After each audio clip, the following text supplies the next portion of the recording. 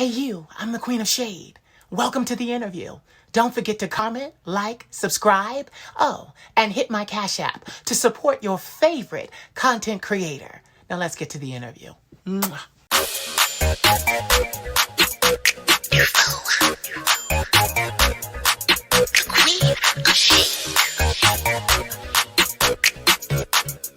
Let me tell you something.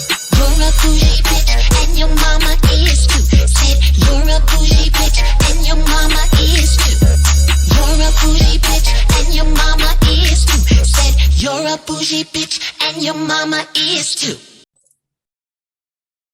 Salutations, Stufos. This is your fabulous leader, the Queen of Shade, coming to you with another special presentation, moving full speed ahead, getting to know some amazing people, some interesting people, some giants in their own right. I am so privileged to be able to sit in this seat and bring such amazing people to you.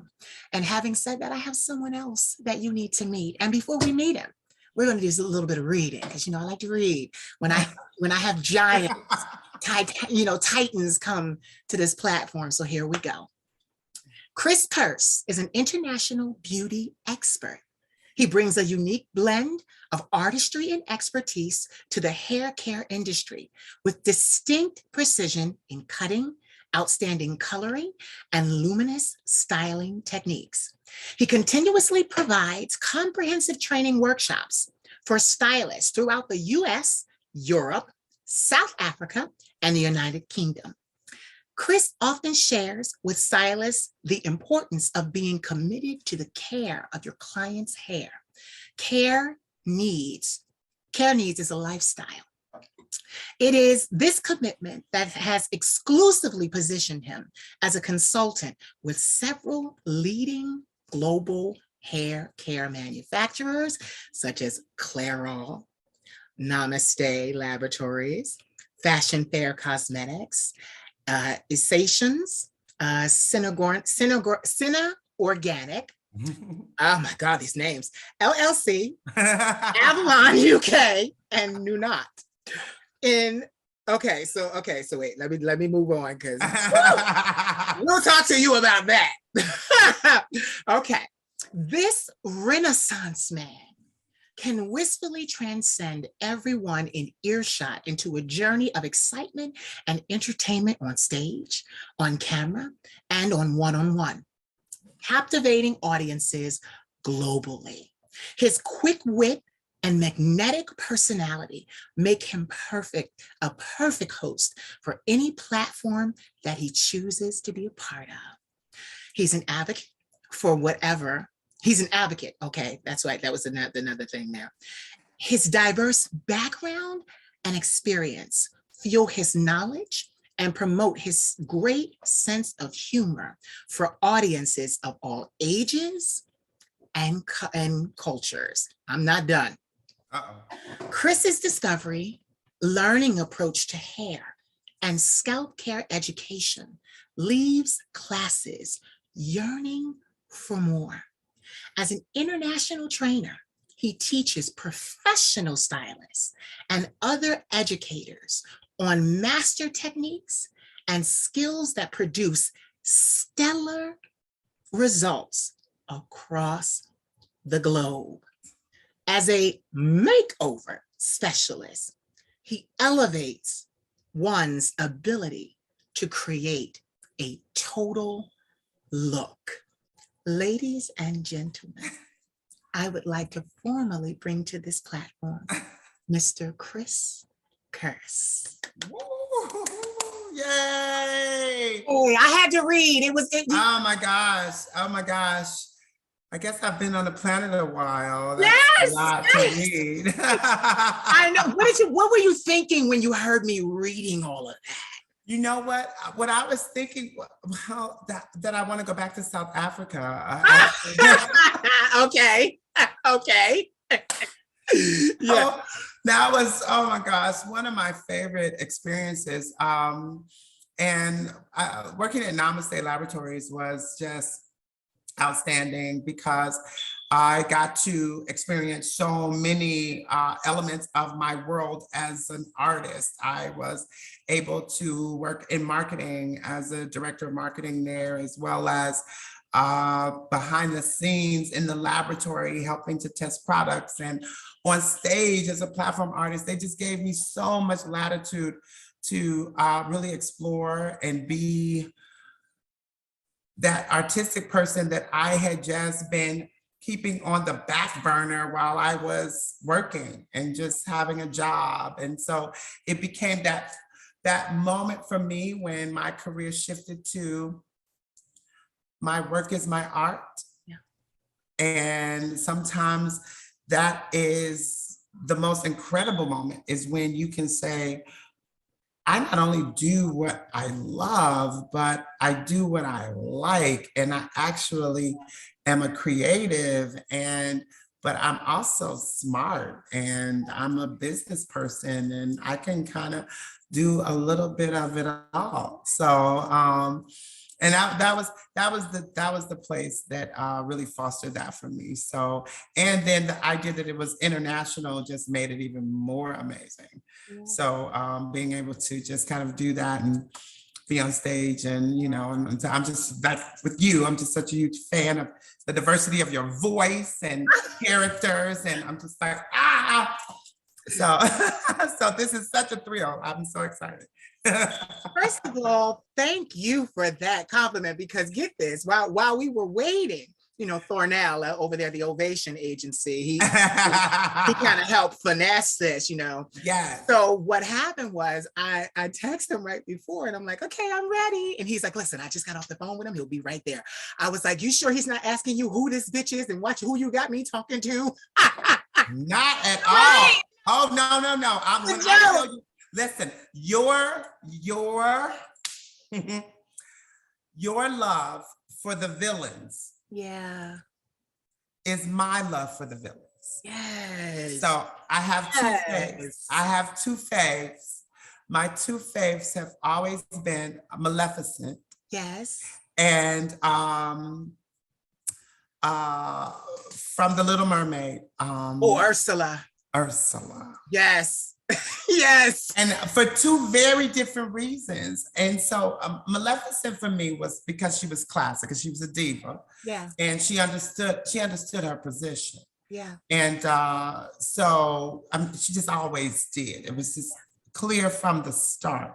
Yeah. And she understood when she had imbeciles, which she used that word a lot, Yeah. working for her, Yeah. how she needed to kind of move on. And Ursula, I love because she was visually what we never would expect. The full figure, the short haircut, Yes. the lipstick. I said, ooh, and the movement. And so it's actually the song that whenever I do karaoke, I sing her song. Poor unfortunate soul. Poor unfortunate soul. Yes. In pain, Yes. in need. So what's great is I like your voiceovers with all of them doing all that crazy stuff. I mean, literally, it was my morning ritual. I love them. And so I miss them because I don't see them as often anymore. Oh, yeah. But I was a huge fan of those. And it was because you made all the villains fight. And I kept thinking, I said, this is the most creative shit. I just loved it. It was so good, so good. So I knew that without a doubt, I knew. First of all, that is a huge compliment. That is a huge compliment.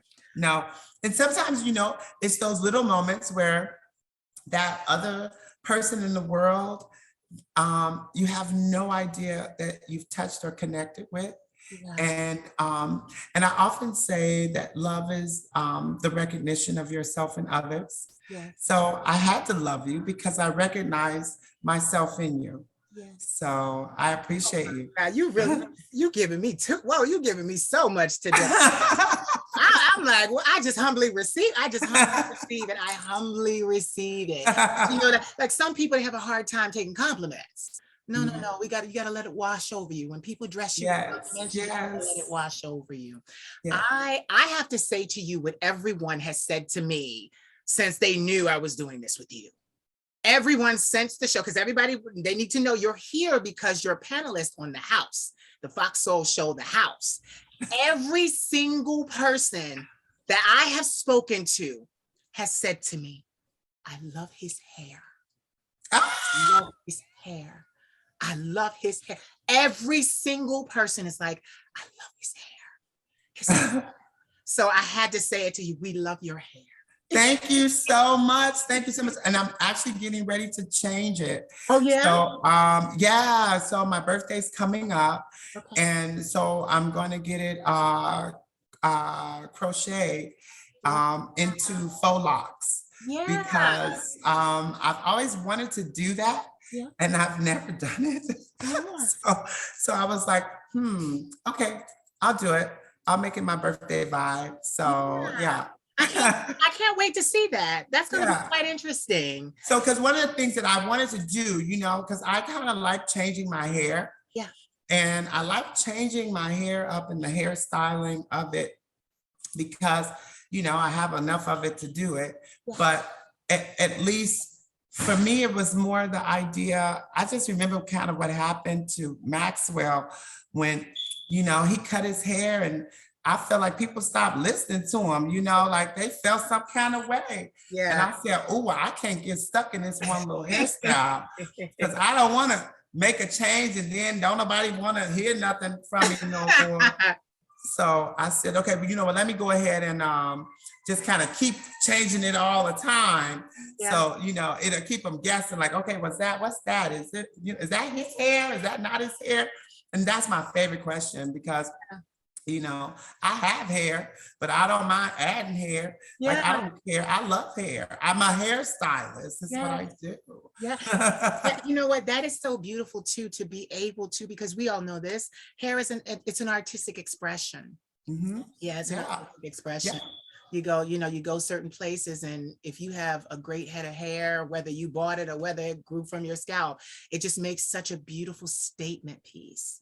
And people notice that. You know what? We do have a lot in common. I change up my wigs a lot too, because I don't like people to just kind of get used to one way. I've even started experimenting with purples and reds and blues. Like I want them, especially on melanated skin. We can pull that off. So yeah, I don't like, I've been wearing this every time I talk to you guys from the house. It's this is your house wig. Yes, it's my house wig. So yeah, that's my house wig. But she getting on my nerves too. I'm trying to hold it together because I got one more. I got Cheryl Rich. So I'm like, okay, but she already on so who all has been interviewed already? Antonio Lemons. Okay. And then my Levy. Aaron. Aaron. Yeah, Levy. Yes, celebrity Aaron. Yeah, celebrity Aaron. So yes. And then you, and I have Cheryl Rich next week, and then it'll be. Oh, okay. So she rounds it out. Okay. Yeah, she rounds it out. But they always save the women for last for me. But honestly, I've been so honored. She's no lady. I didn't say it.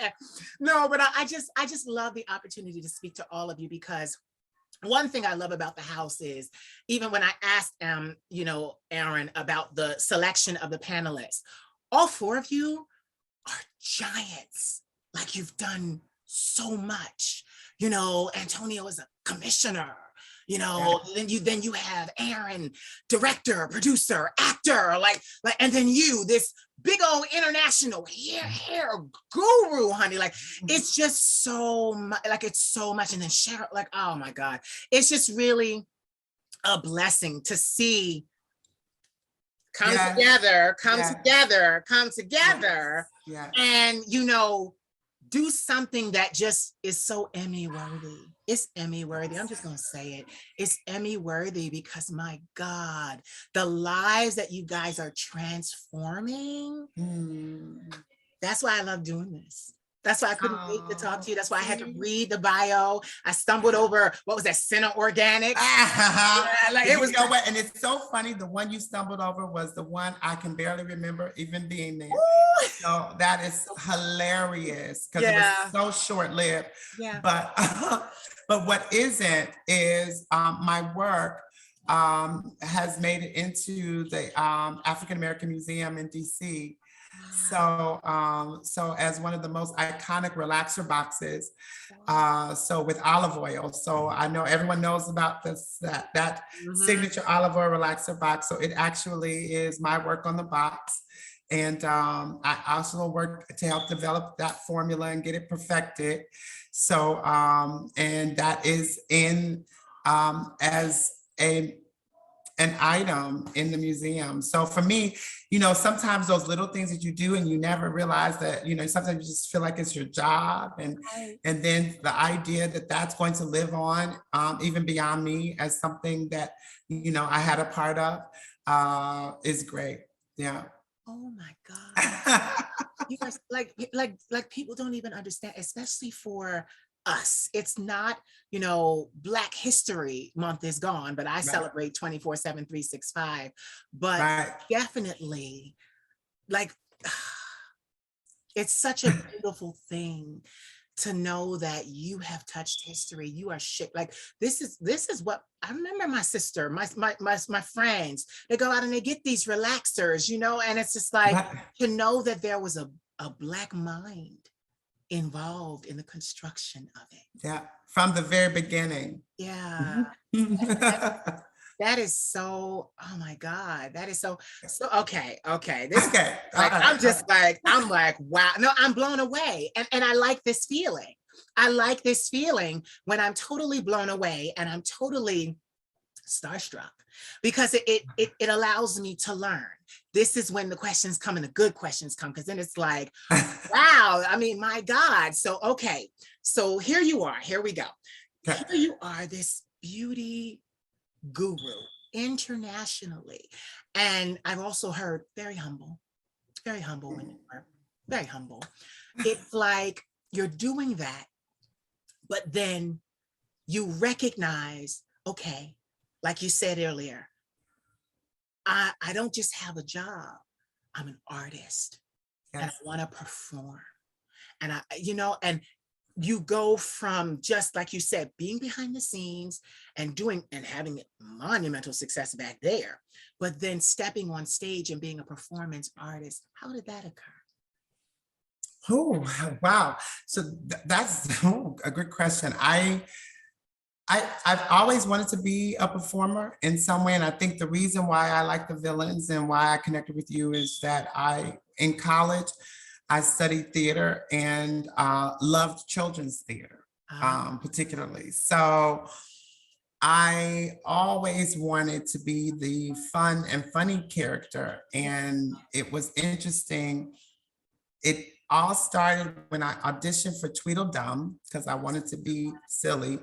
But there were these two chubby white guys that were brothers who actually were in theater. Yeah. And just from typecasting alone, it was going to be an easy win. Yeah. And then the director asked me to audition for the Cheshire Cat. And I said, I don't want to be the cat. I thought the cat was mean. And so I loved being the Cheshire Cat. I got the part, and you know, and so it was in that moment that I was pushed to go outside of what I thought the boundaries were for me. Yeah. And this was one of those moments. I love being on stage. I love being live. I don't like being on camera. So that the reality for me is, you know, even on like my social media, I'll do a lot of photos because I don't mind taking pictures. Yeah. I don't like doing a lot of video. Yeah. So that for me, what the show did and the house did for me was to create a safe place for me as well, where I felt comfortable talking and being available. Yeah. and sharing my stories. So that it was so important that we were not only just helping other people share their stories, but also we were able to share ours and felt comfortable doing that. Yeah. So it was a different transition because it wasn't live.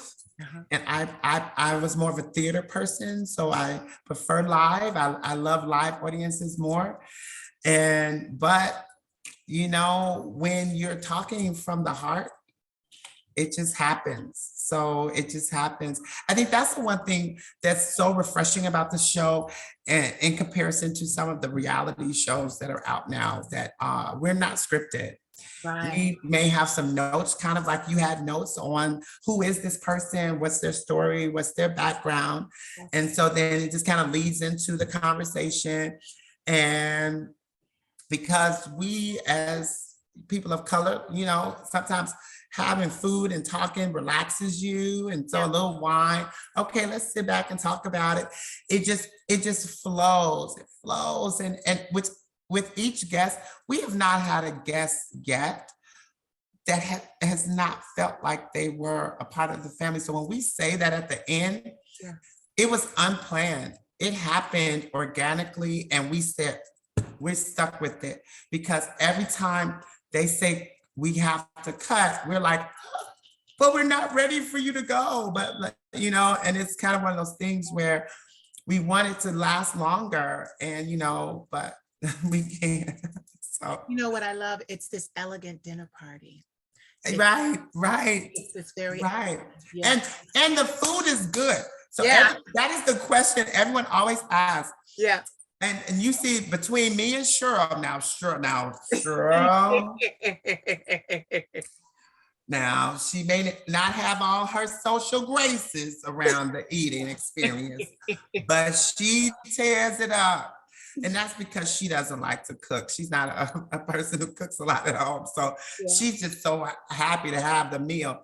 And but for me, I just love the diversity of flavors, and the chef is it's so good. So I do, and and sometimes when we're recording, we're eating more than once a day. So Wow. and so I'm still eating. Right. So tell me, I mean, when they do the meals, because let's stay there for a second, when they do the meals, because you know, people wonder how this is done. Do they sample from different parts of the world? Like, is it like a cuisine like that, or is it soul food? Like, how does the chef make his decision on what you guys are going to consume? Okay, well, Chef Sean, who you guys also see, he actually is a really important character in the design. I'm not sure if Aaron had a chance to talk about that, but in the design and creation of the show, he was supposed to be our heterosexual voice. So he was the straight guy who was coming on and having a question, kind of presenting that voice. And at the beginning, sort of raising the topic.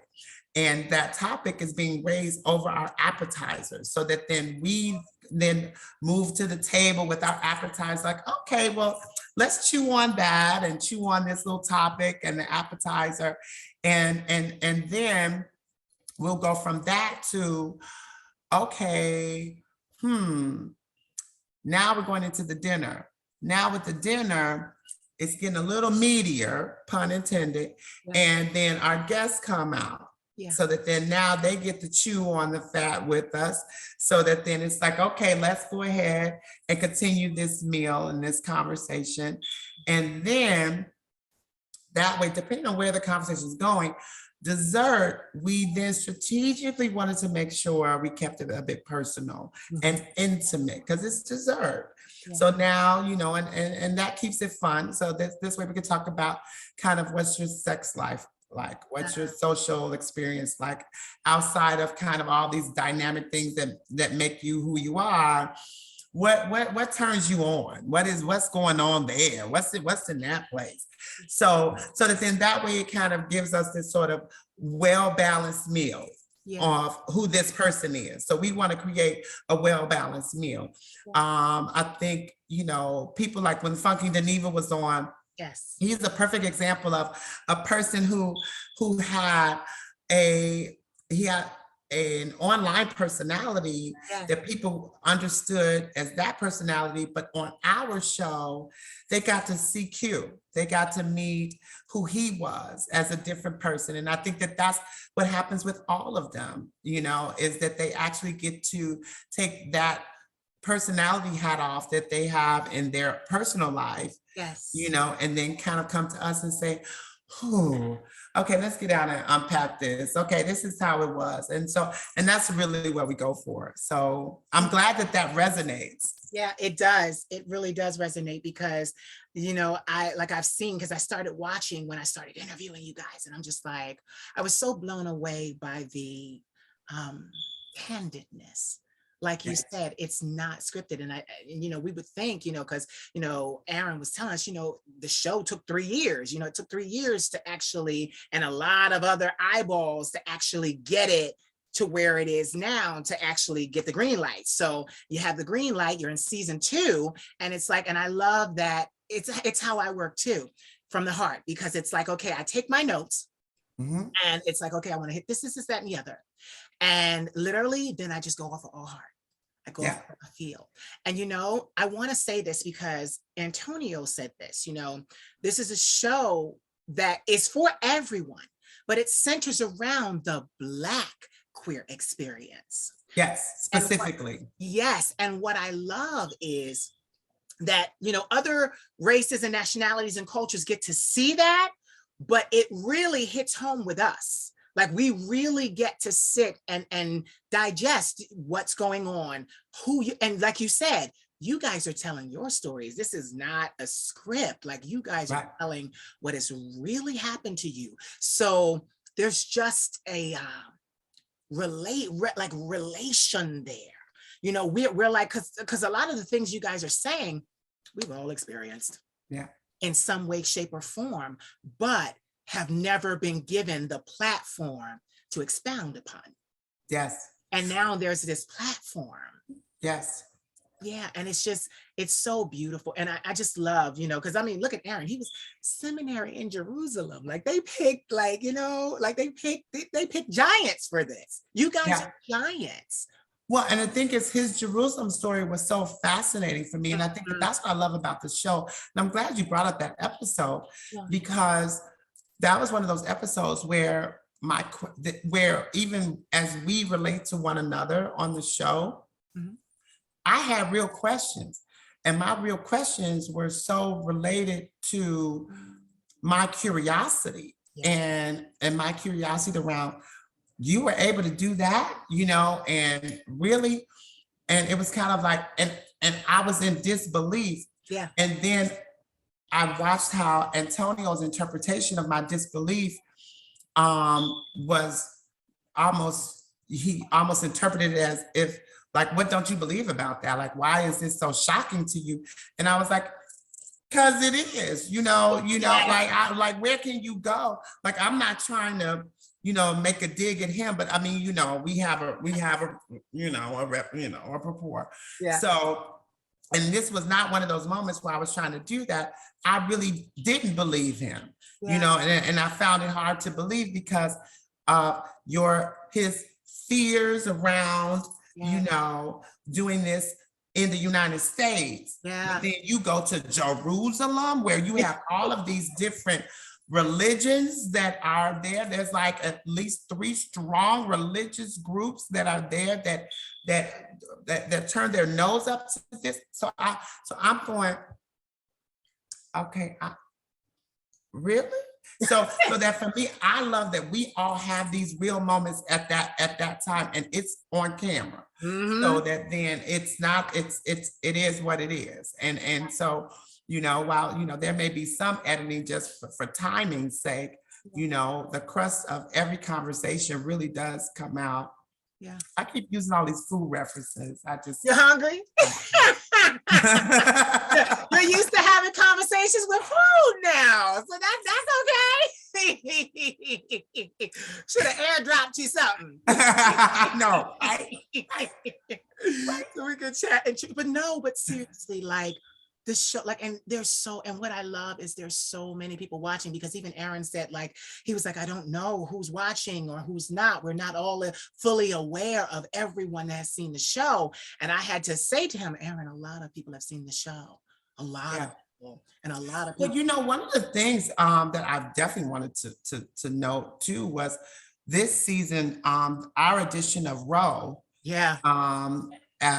With the drinks and our mixologist, Yeah.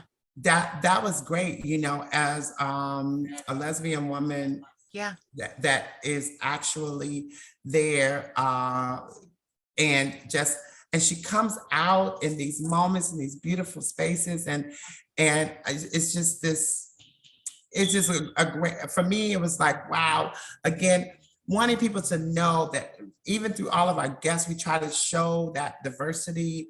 And then it was another way to kind of increase that, because I know for a lot of lesbian women and queer women that it's often hard to find space, and that the voices often for trans women can be even a bit louder now. Yeah. And more visibility. And so for me, I love that presence, because that also kind of was something I thought was really cool, because it was one of those moments when we kind of look at like RuPaul's Drag Race, and then they got the pit crew, and it was the hot boys, and I was like, no, let's get a hot girl. Yes. How about that? Let's do that. Yeah.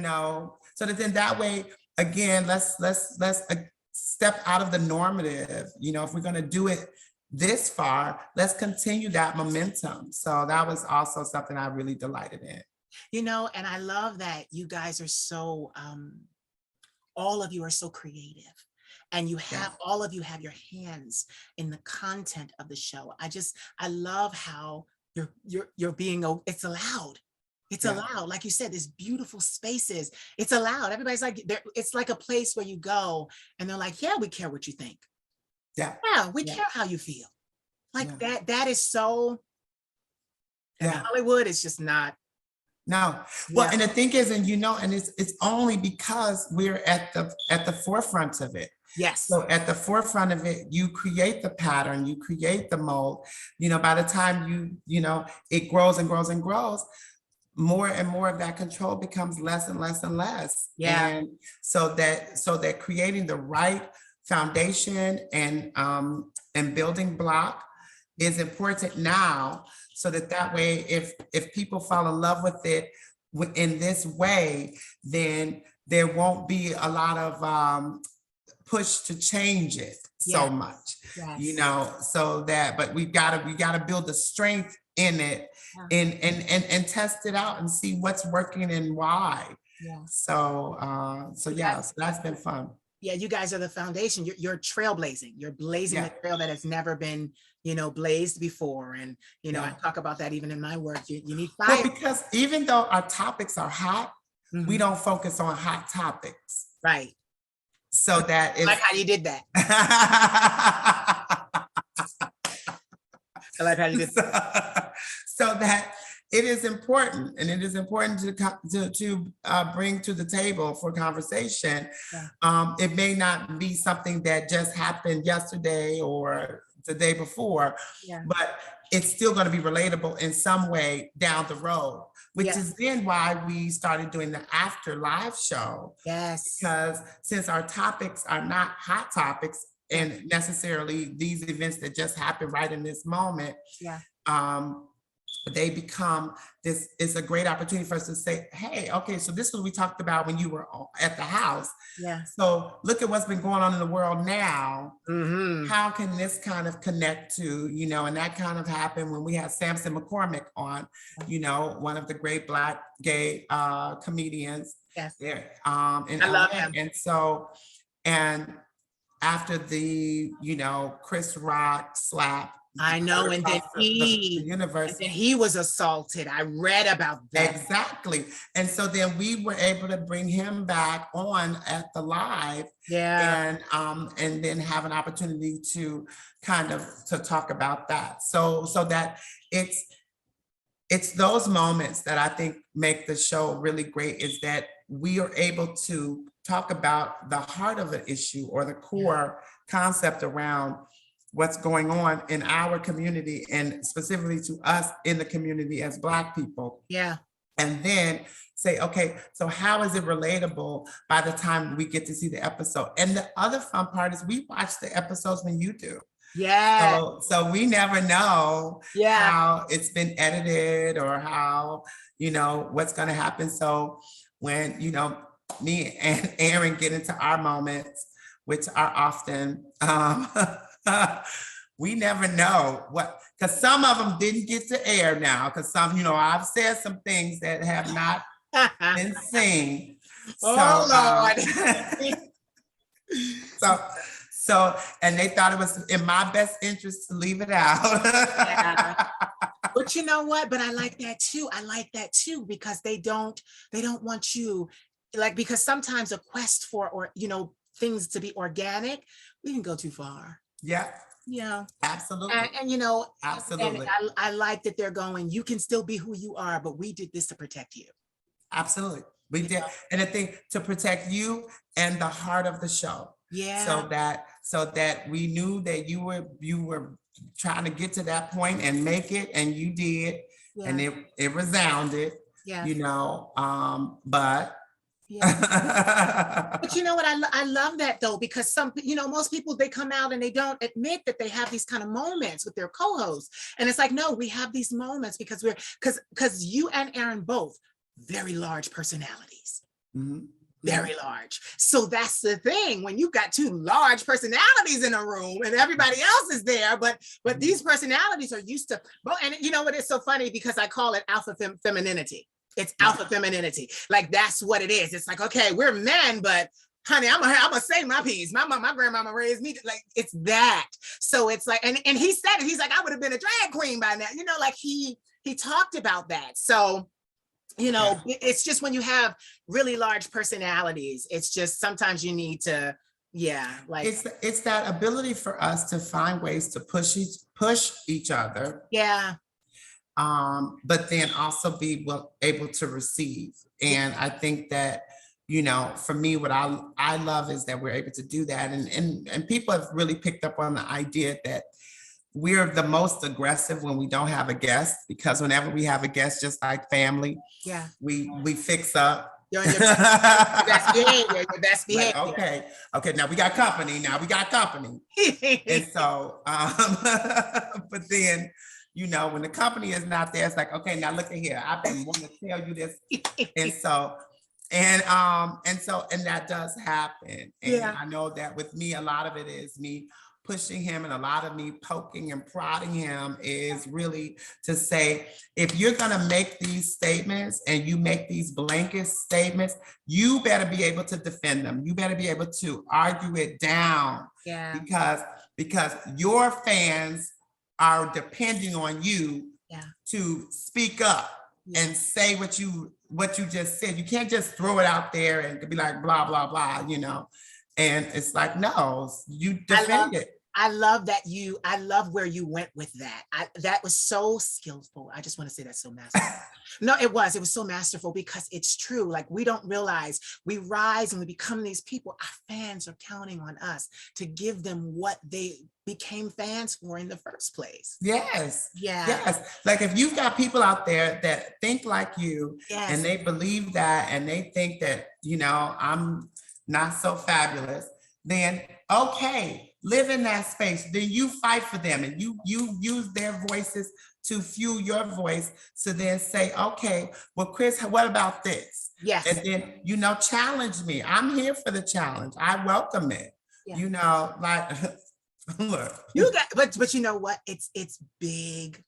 Like, listen, that's what happens. And what I love, and what everybody needs to understand, is that you all love each other, but it's a show where you were hired. You were not even hired. You were selected. Like you said, as pioneers, you were selected for what each and every one of you would bring to the conversation, would literally bring to the table, bring to the house. So that, like you said, when you're the first to do it, they handpicked you so that they could figure out, okay, this works, this doesn't work, this works. And I'm just so happy and grateful to see that it works. Yeah. And Well, and the thing is, and we're creating a formula because that it doesn't mean that all of us will be the people. Like the house can still live, as we've seen with like The View. yeah, The View still lives, even if some of the personalities change at the table. yeah, that's true. So that each seat represents an energy. Yeah, I get that. So that personality or that person may not have to be that person there, Yeah, but we need that energy. And so each one of us knows that none of our spots are secured or guaranteed. That, you know, as the show grows, that the powers that be may say, well, you know, we're actually wanting to move in a little bit of a different direction. We think this person's going to take us to the next level for season XYZ. So let's hope they don't do that for a long time. I know. For a long time. No. Well, I don't know. But, look, You're such a realist. You're such a realist. Look. Listen. Now, Let's know a long time, y'all. And season 2 is going great. Season 2 is going great. Season 15, start talking about. Okay. No, but it's just so wonderful because, I want to talk about that because get this, even for my platform, I used to work alone. For 6 years, I worked alone, giving inspiration to Instagram and, these monologues. And then I started doing this.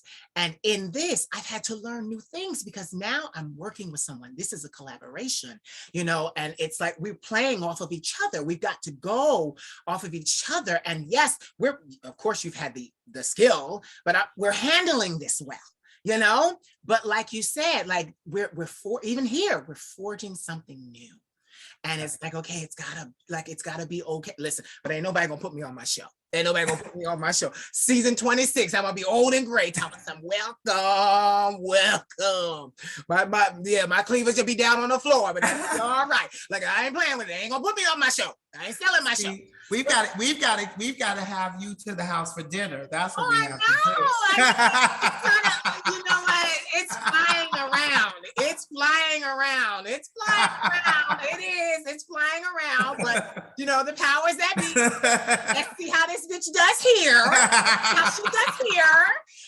And then maybe we can, throw her a bone. So it's okay. I'm very thankful. I'm very happy. I am. But I just love it all. I just love it all. And what's so wonderful is, especially on a network like Fox Soul, there's so many of us that tune in. So, people are learning. Straight people are learning, oh my gosh. At least I think more than 50% of our viewers are women. Yeah. And I know a lot of my fan base are women, and in particular, I tap into a lot of parents. Yeah. So because they're trying to understand some of the things going on with their kids. Yep. And so that they're able to kind of do this. I actually had a parent who was struggling because her daughter was identifying as lesbian, and that was okay. Yeah. And she had made peace with that. Yes. But then now she was interested in becoming trans. Wow. And the mom called me in a panic, like, Chris, I don't know. And so I actually forwarded her the episode of Nico. Yeah. And I said, watch this and then call me back. Yeah. And so after she watched it, she called me back. She says, I can talk to her about it now. Thank you so much. It helped. So that she was able to use that as a tool. Yeah. I had another friend watch an episode and saw, when Q talked about having multiple partners. Yeah. And that was the way he had normalized relationships, and said, and even questioned, why do we have to call it a relationship? Yeah. They understand their role and their positions. And it was like, okay. And then I had another friend says, oh my gosh, that's me. And I never knew how to identify it. So that people don't always just even hear from us. Sometimes our guests leave these nuggets behind that are so important to the viewers and their perception and helping them to understand the community in a different way. Yeah. Um, I knew that women would watch, and I knew you're not the only one that said that their fan base, their support base is women, because like you said, it's the mothers learning how to deal with their sons, their daughters, trans, they're learning so much. And this is bigger. This is way bigger than what I even assumed in the beginning, because it's like, whereas this information was not readily available before, now your show is giving this type of information where, before, go to a doctor, talk to Planned Parenthood, you got to go these places and be embarrassed and sit in those seats and in the waiting room. And now in the comfort of your own home, you can turn on and absorb in your safe space the information you need to be able to handle your son and your daughter. Mhm. That right there, this show's gonna and I think the one thing that Aaron and Cheryl lean into, that me and Antonio not so much, are the chats. Yeah. And so that there's a lot of communication in the chat. So I feel that the viewers have a great opportunity to get feedback and support or questions answered by others. It sort of broadens the scope beyond the four of us at the table. Yeah. And that for me has been exciting to see how the chats have led to very spirited conversations in our lives. I'm so sorry, sweetheart. That's okay. Forgot to turn this phone off. You're a busy Renaissance person. They calling you now, like people. I know. You. Like, where you at? Where you at? Right. No, but you're absolutely right. And I hadn't really thought about, I knew that the show was impactful and monumental, but the fact that, like you said, people get to learn. I want to segue right there and say, it's Pride Month. Yes. What can we expect? Because listen, even with my content, I'm going explosive this month, because but where I'm going with it is, and I'll just tell, I haven't released the content yet, but my content is celebrate with me. We should all be prideful. Heterosexual, homosexual, lesbian, transgender, no one is excluded is where I'm going with my content. So what can we expect from the house for this Pride Month? Because this is, it's World Pride Month. It's going to be huge. What can we expect from you guys? Okay. Well, you have already mentioned earlier Thornell and all of his magic. Yeah. And so that was literally what he and I were talking about earlier. Wow. Kind of what's going to be our agenda, especially with Aaron and I being in the Midwest, and Cheryl and Antonio still being in the West Coast. So that how are we going to find collaborative moments? Yeah. How do we still engage apart? Yeah. And one of the biggest things that we wanted to do was to really highlight at different parades and venues, and just kind of, we were really all trying to be together for LA Pride, and possibly WeHo Pride. Yeah. But I won't be able to make those events. And so I definitely was like, but still trying to figure out, okay, where can that synergy be? Yeah. So we've been doing more things like this, some interviews. Yeah. So what might be fun, because you're talking about that inclusion of everyone. Yeah. And that has been a very hot debate. Yes. Because I know that it's something that I talk about and I debate often with Aaron, is that the inclusion of more letters becomes more focused, the focal point, than the inclusion of everybody being together. Right. There's this idea of when you keep using the word inclusion as we keep separating. Yeah. Yes. Yes. And so I keep going. I'm confused. So maybe we can possibly get another interview as you're launching your programming, where it could be a group Zoom. That would be beautiful. Yeah. So that then that way you can sort of moderate that and sort of say, you unofficially come to the house on a Zoom, so that then we can kind of create this moment around that as a topic, because I think it's important, and I think that it's still the one element that keeps confusing people. We can't keep up with, is it Gen Z or what is it now, or when, like, so when we're not even understanding what age group people are in, now we're finding another way to set, it's all the separations. And then now we're adding,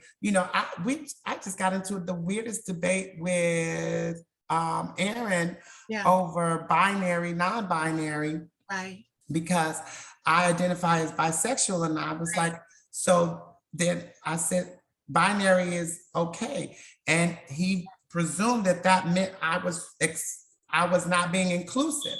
And I said, I said, how is that not? I said BI, do you know what the root meaning is of BI? I said it's in binary. So if I say I'm bisexual, then what are you talking about? I said, at this point, I just don't understand. So it was elementary to me, but y'all gonna stop playing with me. Y'all gonna stop playing with me. No, but I don't, I also am a shaman. I'm a prophet. I'm an oracle. I do a lot of work, spiritual work that way. And I usually wait every Pride Month to hear what the divine will say to me for that Pride Month. And this year I got it. I actually got it today. It was hot off the press. The videos will go on my TikTok later on, but God was telling me inclusion, and not just inclusion, pride, celebrate everyone. Celebrate everyone. This Pride Month, be proud, and even as I spoke, be proud of who you are. Be proud of who you love. Be proud of what you do. Be proud of your family. Be proud of your occupation. Just be proud. Let's be proud together was where I went. So because my thing is, I find that even with the titles, non-binary, this, that, and the other, I identify, I'm a gay man, and I identify as two-spirited. So it's masculinity and femininity together, but I don't really care too much if people call me he or she. I usually tell them I spent $2,000 for my trademark, the Queen of Shade, call me Queen. That's usually how that's usually how I do it. But I do understand, and I'm glad that you brought that up, because you're still with even with that situation with Aaron, it's people that are still feeling like they haven't been given a place instead of taking a place. If you understand what I'm saying, it's like they're waiting and waiting and waiting to be recognized and to have, bathrooms and to have this and to have that. But it's like, babies, and I can say this because the house is a Black experience. So we learned this with racism. Yes. Sometimes they may never give you a place, baby. Right. But you got to know where you live. Yes. You got to know where you reside. And we have to say that to our own community as the Pride community. Yes. As it's like, listen, they may never, but you do it. And the acknowledgement. Yes, because that's what it is. They want to be acknowledged. Yes. Maybe they may never. It's not a requirement. No, they may never. And what you do is, and you tell them, listen, I know that hurts. They may never. It hurts, but you are you. And you know who you are, what you are, and whose you are. Because even in my work, I restore a lot of spirituality to the community. They want to tell us because we're this and that God ain't here and with us. And I'm like, baby, God told me in Paris when I was modeling at 22, honey, you gay. Right. You're gay. And I had a whole tantrum because it meant that all the people that had abused me and bullied me my whole life were right. And I said, God, what am I going to do? Right. He said, we'll deal with it. That was 17 years ago. We ain't never had Right. a conversation about it. Right. Some things you just got to know for yourself. And then it's the evolution. So think about even with you and your platform now, Yeah. you know, from when I guess over the last 3 years or so, if not longer, since I've been watching Yeah. you do you, Yeah. that the elevation. Yeah. I posted something on my Insta story from you today, and then got feedback Yeah. where people want to know, is this a show? Where do I watch it? Right. They were like, how do you just stop it right here? Like, I'm committed to it now. You know, they said, what? I was like, they said, how do you tease us like this? Right. And I said, and so for me, I was like, this is so funny. Because I keep wondering if they even realize this is the same, from the same place Yeah. where I was sending you Cruella, Yes. cutting up, acting a fool. Yes. And so that what happens is, you know, and I think that that's where, and this is when I talk about the sort of generational gaps, and that reminding that our Black youth, the babies, as you tap, to say, in your development and you're finding your space and defining your space. Yes. By the time you now are no longer a child and you are now entering into the workplace as an adult, Yeah. there may be somebody old as me still there. Yeah. Who may lack the understanding of where you are. Right. It doesn't mean I don't respect it. Right. I don't understand it. Understand it. Right. Your presumption is that I should understand it. And I now need to, when I paid my dues, just like you paid your dues, now you telling me I need to go back to school and learn something when I'm sitting here trying to figure out how to slow down. Right. So I like how you put that. You know, so now you telling me you paid your dues, now go double back, because now I'm here and you need to understand me. Oh, do I really? Oh, okay. Wait for that. And so, I understand. So then I realized that sometimes the communication has nothing to do with about a lack of understanding based on, you know, kind of rules and regulations, but understanding just based on generations. And what was allowed, you know, there are generations of people where they did not have cell phones. And they still in the job, they still working it. So that then when, you know, listen, I am of the age where I could still come back in the house and hear my grandmother say, you smell like outside. Yes, we all know that. Come on. So now, none of these kids, they smell like the Uber that they just got out of. They don't smell like outside. They ain't even been outside. They won't walk. They don't play now unless it's an organized sport. And the mama then drove them there and back. So it's just different. And so the difference is, first you got to understand the difference. You know what they always say. First, seek to understand before being understood. So that when you do that, it makes it easier, because if I understand where you're coming from and why you don't understand me, then I can now proceed in a conversation that's more productive, because I can say, got it. Now I see what you don't understand about me. So let me explain. Now that I see where you're at. And I think that that's the gap. And I think that that's what the show is for me, and where that gap that I'm often at with Aaron and Cheryl. Now I am tired of Cheryl going to jail every episode, and I ain't afraid to say it. It's just enough is enough. Let's talk about the healing. Let's where are we going from there? What next, ma'am? How did you get to where you are now? You know, because I think that our audience is sophisticated enough, and they want more. You know, they want our evolution as well. And so, and I feel like that's where, for me, the show as it continues to grow, we keep finding people like yourself who get to say, wow, I watched this.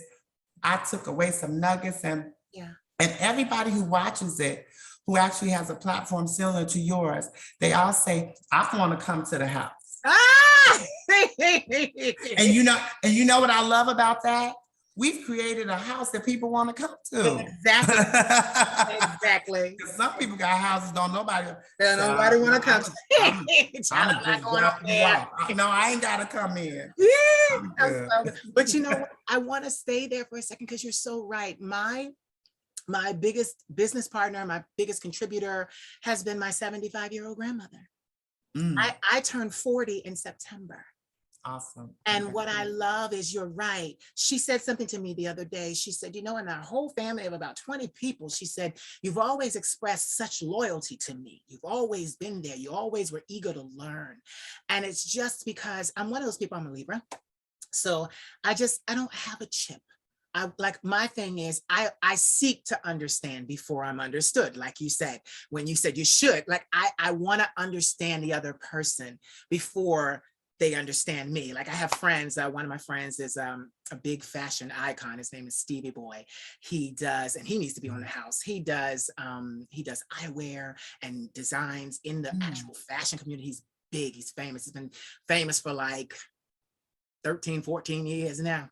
Okay. Celebrity eyewear. Yeah, he does. He's in Panama.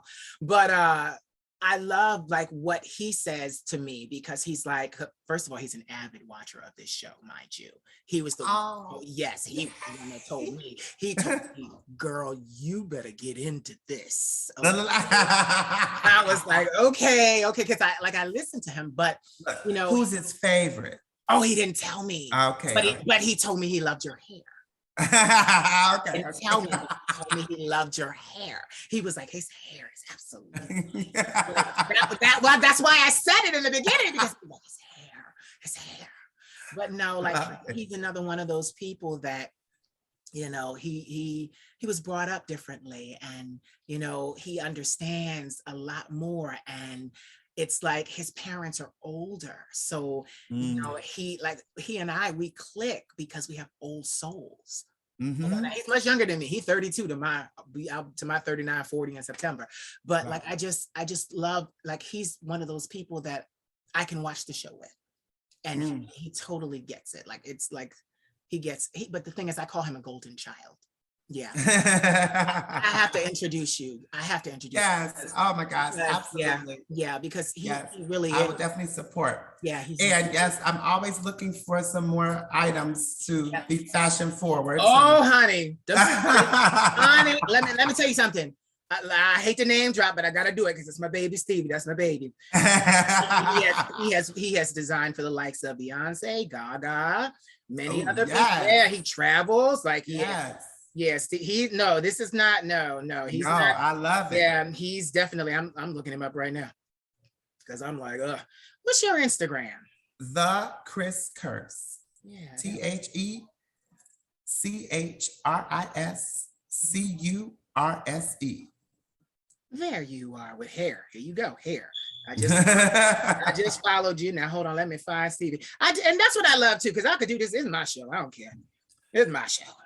On network television, they would be like, you can't do this. Well, watch me do it. Watch me do it. Share this profile right here, the Chris. No, but he's just another one that, it's great. There you are. There you go.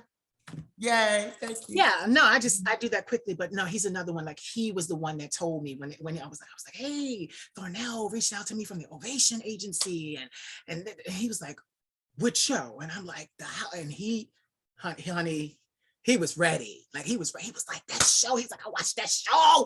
He was really into it. And that's what's so lovely, because, he was able to, like you say, understand and break it down. And he's like, yes. Now, I forget who he said was opinionated. I think he said all of you were opinionated. Which one? I think he said all of you were opinionated. Oh. Right. But listen, he been a celebrity for a long time. So he knows how to Oh, everybody's good. I Oh, got you. everybody, right? You get it? Okay, you get everybody's good. Not no one person. They're all good. You know, like that media coaching. You know, yeah, that media coaching. It's just me fishing for compliments. I Well, can't but you help are. Well, honey, I can give you a whole lot because today you have blessed my soul. How about that? How about that? You have blessed my soul. This was the most. Listen, this was a conversation without being a conversation. This was a phone conversation to my. This was a phone conversation to my best friend. I'm like, okay.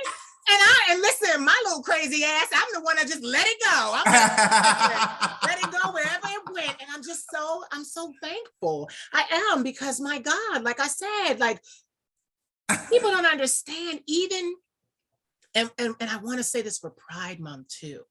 Even in because I used to be afraid. I was afraid for 15 years. I mean, they told me in Paris, if you put on a dress and a wig, you would do the women's shows and you'd be big.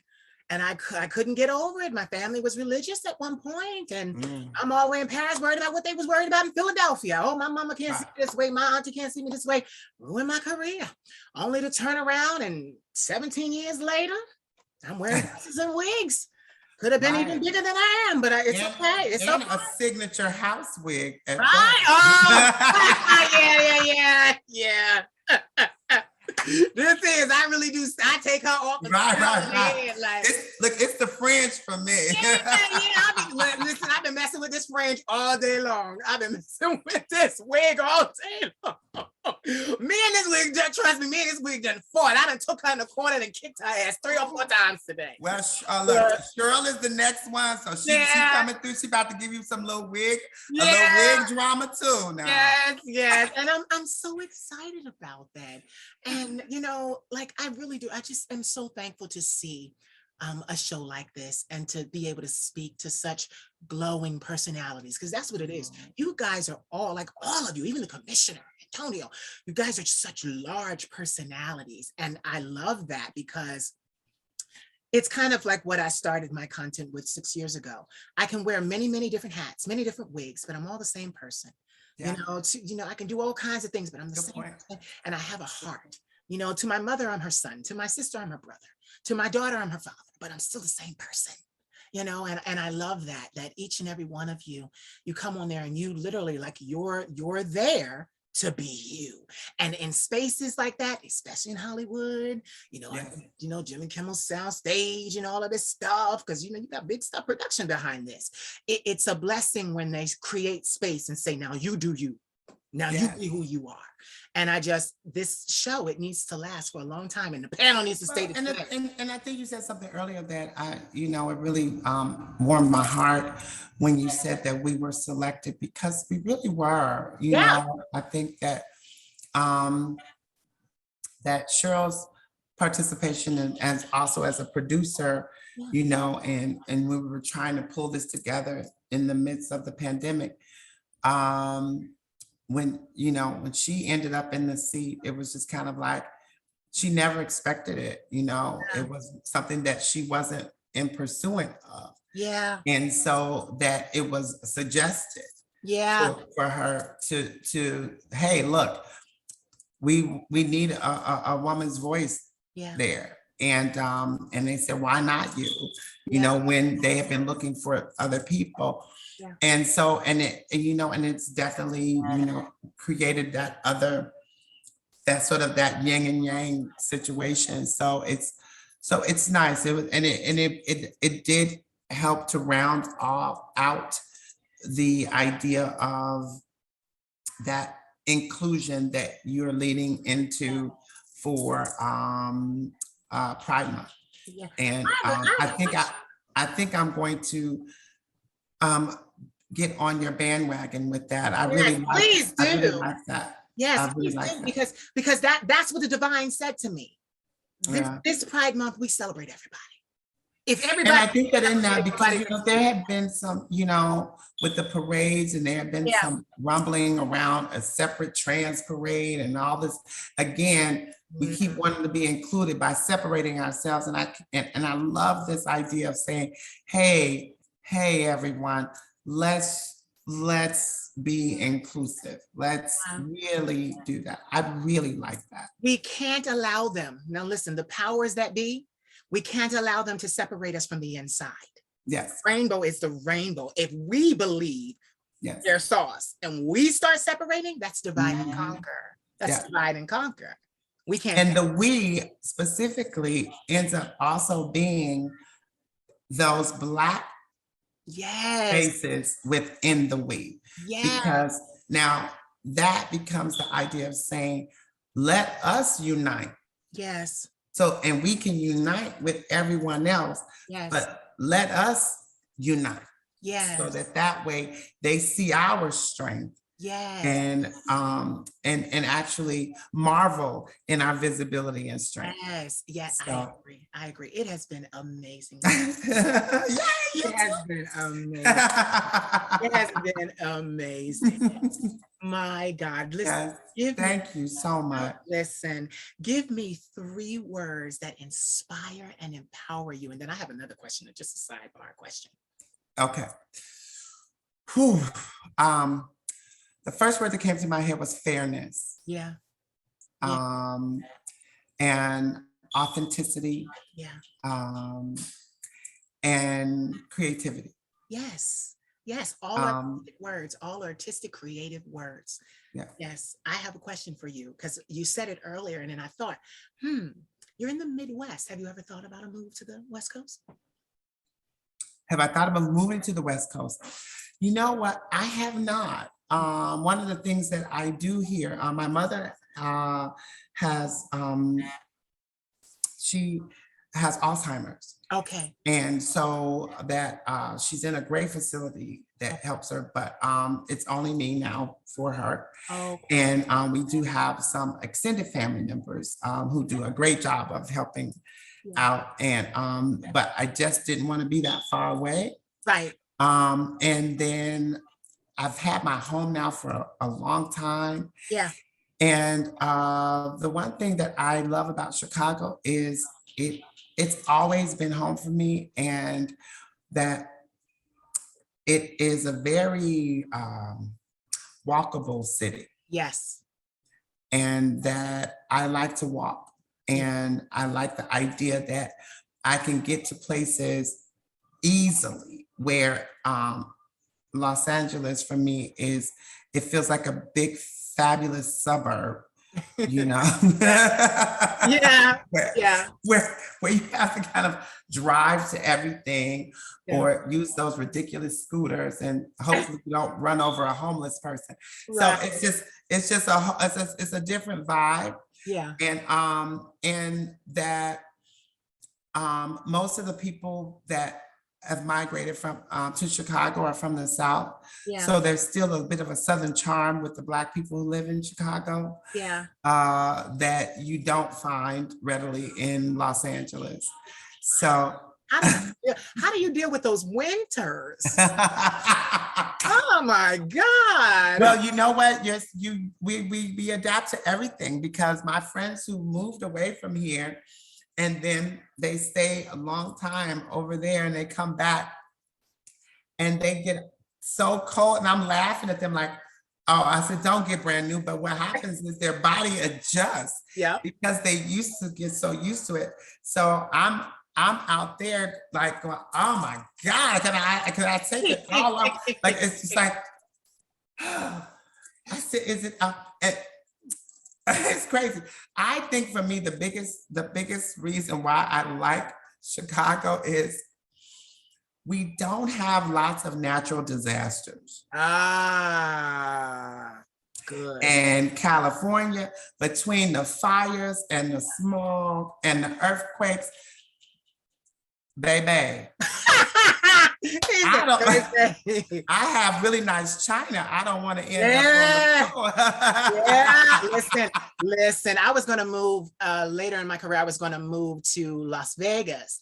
And then I thought about it. I'm a Philly boy, and I'm from Philly, and I lived in Philly suburbs, and I live out here now. But I said to myself, my dream and you know, is to return to Paris.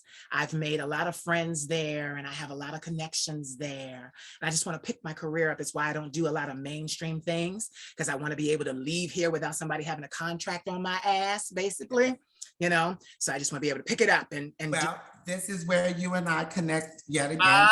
Yet again. I spent time, and you mentioned modeling. I was modeling and acting in Barcelona.